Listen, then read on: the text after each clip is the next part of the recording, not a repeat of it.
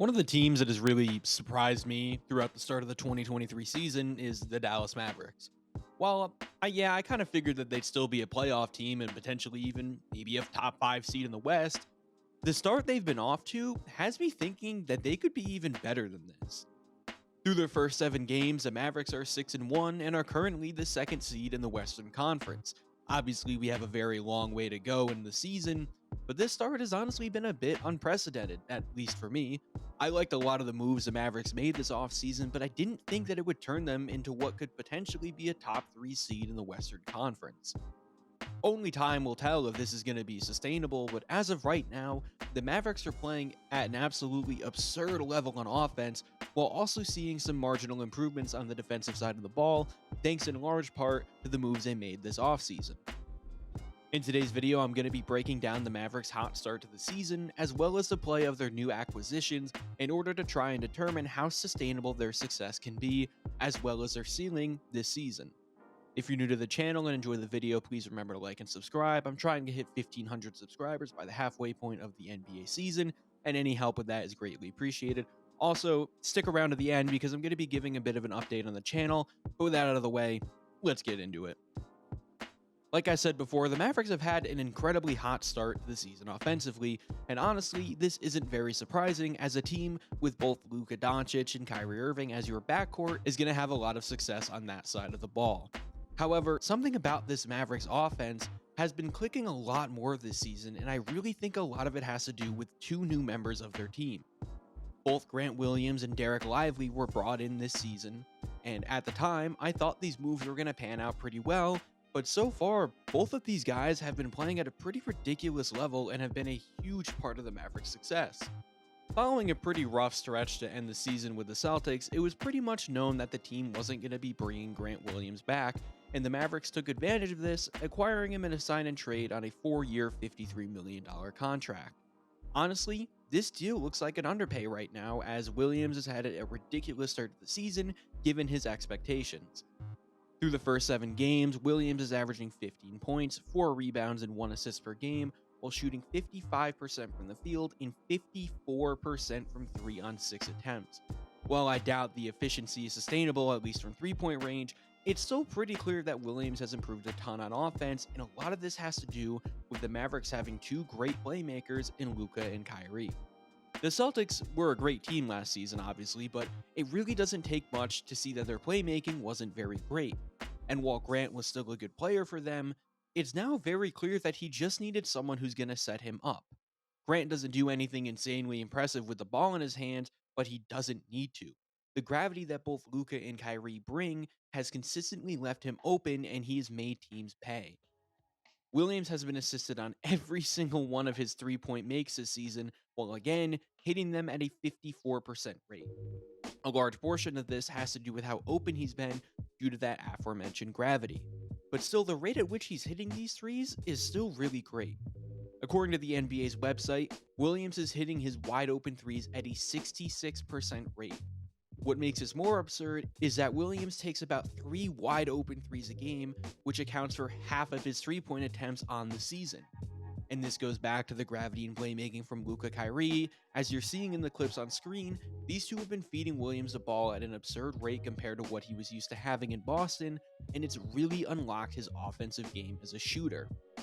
Defensively, Williams has remained an underrated player on that side of the ball. He's not elite by any means, but he's been a really big positive for the Mavericks and has brought some nice versatility on their defense that was really missing last season at his position. Williams' impact on both sides of the ball has played a huge factor in the Mavericks' success, and it got to the point where I was genuinely considering making a video about it before I was ultimately clowned by my friends for even thinking about it. Overall, Williams' abilities as a screen and pop power forward, as well as his overall ability to get open in the off-ball, has made him a near-perfect pairing next to Luka. Now, as for Derek Lively, he's been very impressive for a 19-year-old rookie thrusted into a starting role on a playoff team. While his box score numbers aren't going to jump out at you by any means, he does a lot of the things that won't pop up on the stat sheet that really helps the flow of the Mavericks offense. Not only is Lively an incredibly good pick and roll partner for Luka, but he's really good at making a lot of great reads while on the roll and when getting offensive rebounds in general when it comes to his playmaking. This type of stuff is what really separates him from a guy like Dwight Powell, and the fluidity on offense and overall understanding of his role is something we don't always see with young rookies, so it's great to see him flourish in this Mavericks offense so far. Defensively, he's been very fine. Lively has created a good bit of highlights on that end already, but overall, there are definitely some improvements to be made. However, I'm not going to dive too deep into Lively's game because honestly, I'd rather have y'all watch a video made by my good friend Alex Hoops, who goes very in depth on what exactly Lively does for the Mavericks offense and does a better job of explaining it than I ever really could. Something that's really stuck out for me with the Mavericks so far this season has been their 3-point shooting.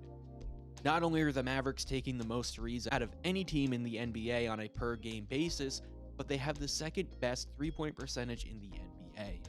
This, in large part, is thanks to some unsung heroes like Josh Green and Tim Hardaway Jr.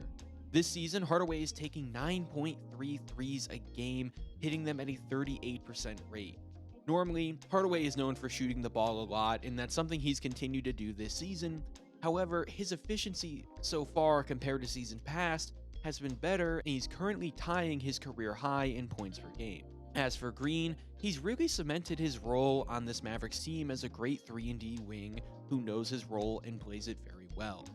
This is what makes him incredibly valuable for the Mavericks on both sides of the ball, and is why I think the extension he signed this offseason is going to look like a steal in a couple of years.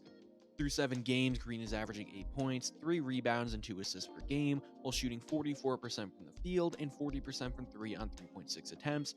And in addition to this, Green has also been getting a career high in minutes per game at about 27. He may not be off to the best start to the season imaginable, but he's been playing his role very well, operating in the off ball as a cutter or shooter.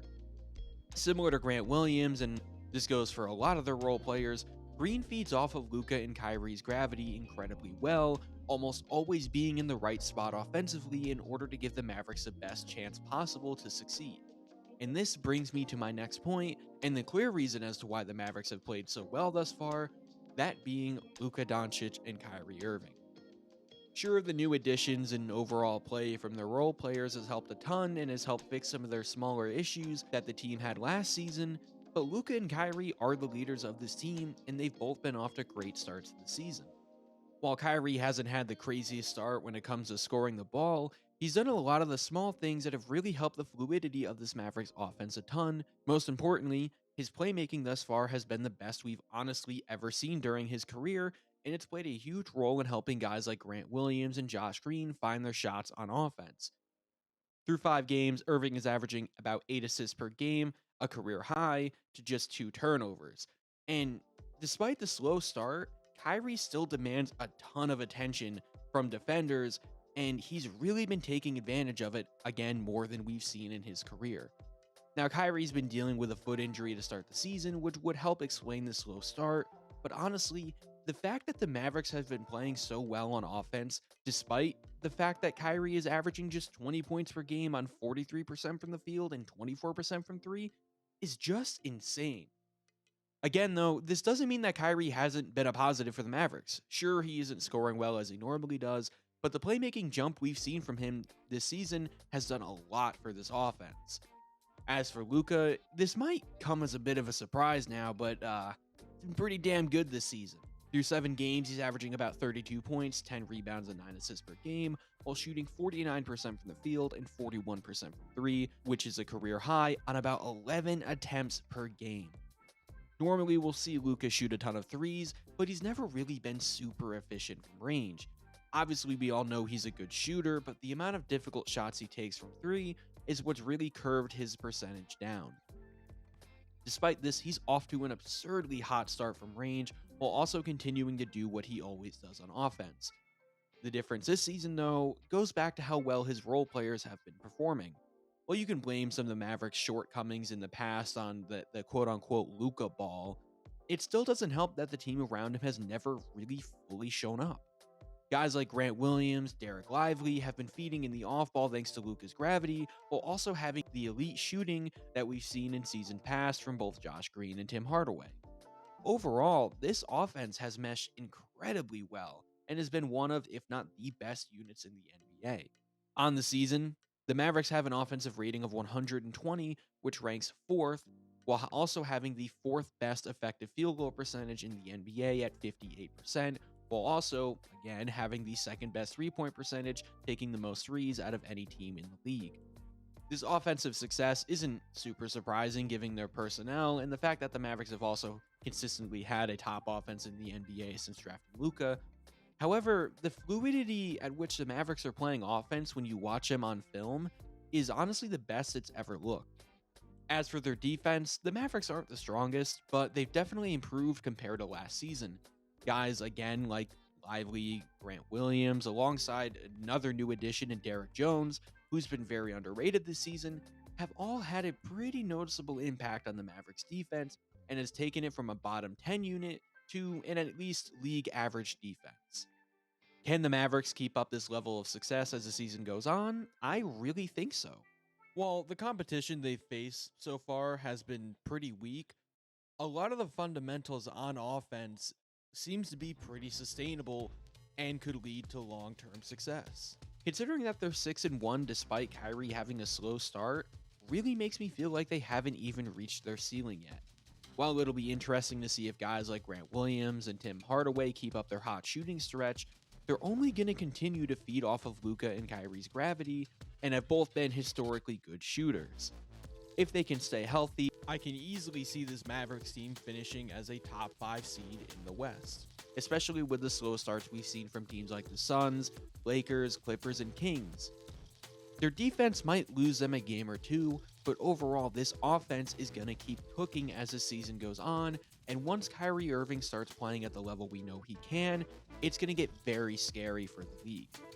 With that being said, I'm going to wrap things up here. If you enjoyed the video, please remember to like and subscribe so I can hit 1,500 subscribers by the halfway point of the NBA season. Let me know in the comments below where you think the Mavericks could finish in the Western Conference standings. And before I go, I just wanted to show my thanks to all of you, as I've been on YouTube for a good bit now, but I've always really struggled with consistency. But the love and support y'all have given me since my return has really been incredible. Y'all have smashed every single subscriber goal I've given myself out of the water, and I'm very grateful for it. I'm going to try and continue to upload at the pace I'm at about 2 videos a week, and hopefully the channel continues to grow, and honestly, we'll just see where things go.